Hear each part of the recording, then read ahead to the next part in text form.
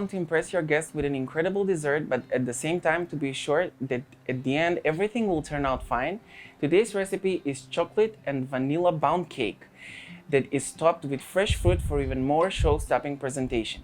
If you follow my foolproof steps, I assure you that you cannot go wrong, so let's get started cooking. Preheat your oven to 350 Fahrenheit or 180 Celsius degrees. In a large mixing bowl, crack the eggs and start beating them with a hand mixer while gradually adding granulated sugar. Alongside with vanilla sugar or vanilla extract, beat for about 10 minutes until pale yellow in color and thick batter forms. Gradually add in vegetable oil, mix well and add in the whole milk.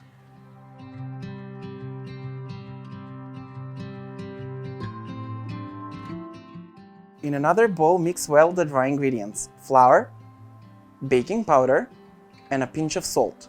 Add the dry ingredients into the wet ingredients just in thirds, mixing well between each addition.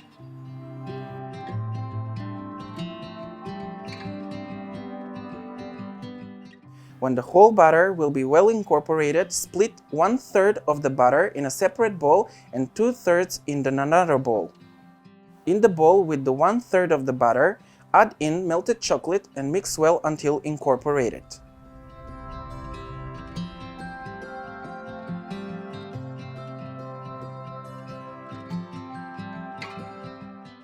Grease well Bundt cake pan and with the help of an ice cream scoop, scoop out from the vanilla and chocolate butter and arrange them in a Bundt cake pan.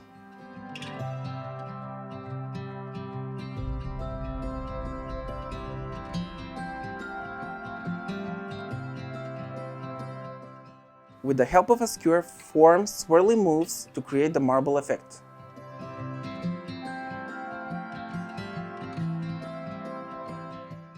Bake for about 45 to 55 minutes.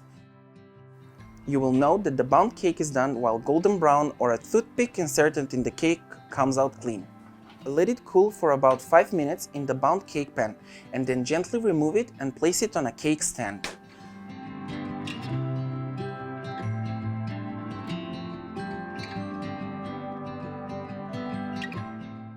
Melt the chocolate and butter together in a bowl over simmering water and glaze the whole Bundt cake.